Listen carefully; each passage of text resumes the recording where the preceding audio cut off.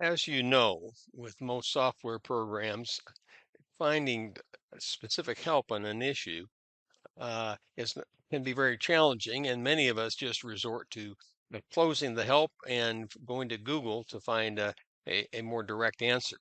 Well, not so with VCarve Pro and Aspire. The last few versions have a great new feature that will make finding specific information about you, the different tools that you're using right away and very spot on. Let's take a look first of all. This is what we're talking about. That little question mark right up there is going to be your key to success. So when you're opening up individual tools, for example, right here we have wrap text on curve.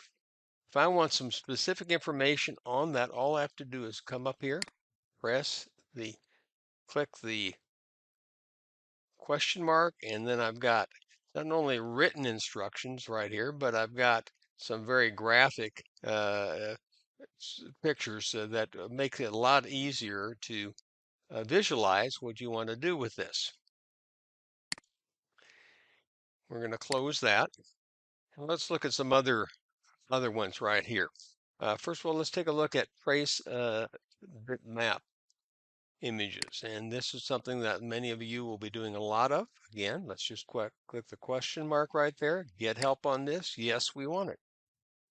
And again, we have not only written instructions, but we've got some visual instructions that will help, especially with some areas like what's the difference between a tight and a loose fit, noise filters and things like that, and colors. We're going to close that. Again, the key is a dialog box needs to be opened.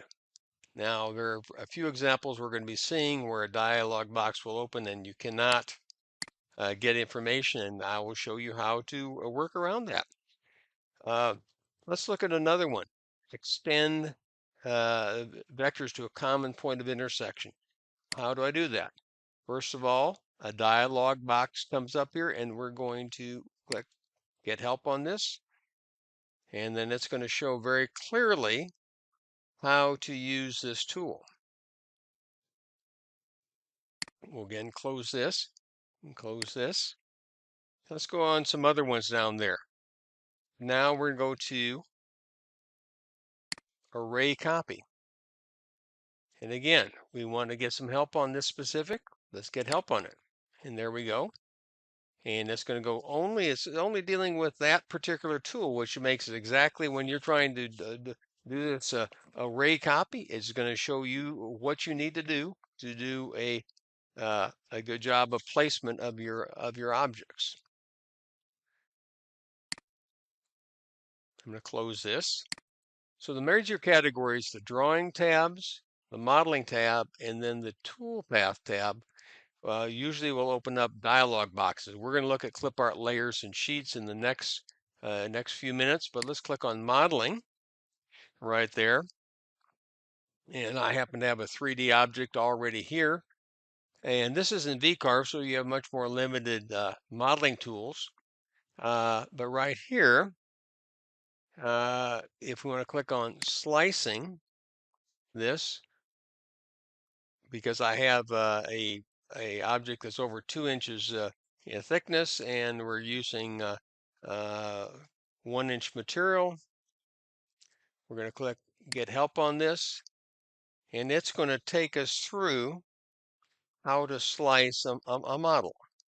So you can you can cut something, create a model that's thicker than the actual material that you're using by cutting multiple pieces out. And again, we'll close this. And again, the dialog box comes open. You just click the question mark. We're going to go ahead and close that. And then we're going to go to an Aspire file that I have open right here. And we'll go to the modeling. And as you notice in modeling, there's a lot more tools for modeling than there are in VCarve. But I'm going to go up here to two rail sweep. I'm going to click on this. And again, when you're just getting started with doing 3D design, this is a great resource. Again, click on the question mark if you have a question. So talks about driveway rails, how to select them, how to draw them, and then shows the result of that. And then shows another result. So there's a lot of options that you can work with, and all that information you need is right here. Now keep in mind there's also tutorials on some of this, but this is a quick way to get some help when you need it. And then we're going to close this, and then we're going to do another one, and this is create a textured area component. What is that? Well, let's find out. Get help on this. And there we go. Create a textured area. Shows you how to use that dialog box that came up, and then shows you what you can create with this. And lots of different options right here. So again, you've got a tool right here, create texture area. And if you want to find out information, how to fill this in, boom, we've got it right here. Get help on this. So we're going to close this. And now let's go to the other major tab, Toolpaths. And if we want to find out what some of these tools will do, double click on them. There's our VCarve. We have a few of those already calculated, and I'm going to click question mark, and then it's going to give me a detailed instruction on how to use that VBit, and it's going to give me a very excellent graphic on how that works. We'll go ahead and close that and close this as well. And then we're going to open up another dialog box, and then one thing you're going to be using a lot is the preview toolpath. And we're going to go to question mark there again. Active sheet material selection, using solid colors, all that you'll need to know about using the preview. And then something else very important. What happens if I want to add some custom material like a bamboo cutting board? Here it is. It'll tell you how to do that, and then takes you through and give you some examples. Very, very powerful tool for seeing how things are going to look, and also for presenting to a future customer. So we'll close this, and then we'll close this dialog box right here, and then we're going to go over to merge toolpath. Open that up. I'm going to click on both of these so we have something selected there. And then I'm going to click again, question mark, get help on this. And then it's going to walk me through how that you merge a toolpath and what are the advantages of doing that merging. Again, Aspire and VCarve Pro virtually have the same interface, except in Aspire you're going to have a lot more modeling tools. So we're going to close that. Close this as well. And we're going to go back to the drawing tab here. Well, what's going to happen though, if we go to the clip art and layers and sheets over here, we click up here, it opens this up. This will give you all the information you need to know on the clip art tab. Here you go, all the different examples, how to integrate it. We'll close that. And then we're going to go to layers. How do you use layers? Question mark right there. And then it's going to go walk you through using the layers tab right there. Layer management. And again, there are a lot of tutorials out there that cover these as well. Same with the sheets. Again, hit the question mark for this tab. You're not going to have individual items that you're going to be able to open up. It's going to go over through this, how to use the sheet tab. And we'll close that. Well, let's say we're in the drawing tab though, and we go to a tool that we're going to use a lot of. You'll use a lot of edit, text spacing, and curve. And you click on that, and there's no dialog box. And when you click the question mark, it takes you to the main screen of the help. And we're going to scroll down. I'm going to go to the Drawing tab, and then I'm going to click on that same icon right here, Edit Text Spacing and Curves, and it's going to show me how to use that. And this is very key when you're using this. Hold the Shift key and clicking the left mouse button moves the characters apart. And you'll see that in just a minute. Text arcing, it'll talk about that. Rotating. And so this is a good help for that one. Again, to access that, you're not going to be able to, it's not going to open a dialog box. So you're going to just have to click the question mark there and navigate down to that icon. Close this for just a second. So let's use that. These are overlapping. We want to give them a little space here. So it said hold the Shift key down, and I'm going to just move those apart a little bit. If I wanted to bend them up, I could bend them up like this, bend them up like that. And we can move them more to the center there, and right there. And maybe that's how I want to do that. And I think this is my text right there. I'm going to go over here, and I'm going to calculate and preview selected toolpath, much better. Preview all toolpaths. There, that's looking a little bit better right there. So let's go back to see some other examples where you don't have a dialog box. Okay, so let's go here where it's the Align Objects right there. It's showing up on the screen. Well, let's take a look over here. In this one, Drawing tab, there is no Align Objects. Well, how'd that happen? Well, in earlier versions, it was always on the front page. It was sent backwards, but because so many customers said, "Where are the Align Objects tool in the main screen?" They show this little button right, this little box here. Click that. Don't even think of another thought. Make sure you do that. Close it, and there your Align Objects. So if I click on here, Align Objects again, nothing's happening here. But if I click on my question mark, and I scroll down to Align Objects right there, it's going to go through all the different possibilities of how you can use those alignment tools. Again, this is when the dialog box does not show up. Now there will come time when a dialog box right here, for example, will show up.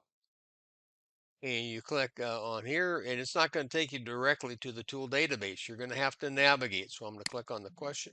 And see right there, it's not going to let me do that. So I'm going to have to cancel that. I'm going to click on the question mark. It's going to go me to the main screens. And then I'm going to scroll down to the Toolpaths tabs. I'm going to go over to Tool Database. And it's going to walk me through the tool database and the different tool types and notes. Keep in mind there's some great tutorials on the tool database, but this will give you some immediate help when you're using this. Again, we'll close this, and let's look at another one that will open a dialog box. This one right here, this is going to be right here. It's going to be Tile Toolpath. It's going to open a dialog box right there. And we're going to click right there. It's going to open a dialog box of how to use this. And if I want information about that and I click the question mark, it's going to take me back to the main screen. So we're going to go down to Toolpaths tabs again, and we're going to go to Tiling. And then it's going to, there's your dialog box that we weren't able to access the information directly by clicking the question mark, but we got to it pretty quickly anyway. And so this will give you how to tile a toolpath, which is very important if you have a smaller machine. If you have a large machine and you're doing a huge project, this is a very, very useful tool. Okay, so we're going to hide that. And then we're going to the last options that we have available to us right here. So you saw how if it doesn't open to a dialog box, how you can find information about a tool. If it opens to a dialog box and it doesn't directly link you, shows you how to get there. And the final one we're going to take a look at is we're just going to hit the question mark right here again. We're going to go back to our main window, and we see all these tools right here. Any time I click on this, all it's going to do is going to bring me up to view controls. It doesn't matter which one of those icons I'm looking at. And let's go first to the view toolbar, and we've got a lot of different options right there. Okay. Now, a lot of them are self-explanatory. Zoom in, zoom out, zoom to drawing, zoom to selection, pan around and twiddle the view. But up here, smart geometry and smart snapping, that's fairly complex on how to use that tool. Now, there are some excellent tutorials that Vectric has out there on using their smart snapping geometry, and you need to watch them. But I can't go anyplace. I can't, find information. How am I going to find that information? Well, let's close this. Go back to our question mark. And now I'm going to go, instead of clicking on the icons or clicking on the icons right here, I'm going to actually click on the menu items at the top. I'm going to click on Edit. I'm going to go down to Snap Options, and I'm going to click Snap Options Dialog. And that's going to walk me through how to use those snap options. And it's going to give me some definitely what options I have available. And then it's going to give me some illustrations how to use some of that geometry snapping right there. And then also how to use the smart snapping. So it's very, very useful tool. Again, watch the tutorials, but this gives you, if you watch the tutorial and you say, oh, there's one thing I forgot, go to the menu item, which we're just at right there. We're at the menu, the edit, and then we finally got to where to find that information. Let's look at another one. Machine. How do you configure your machine? Click here.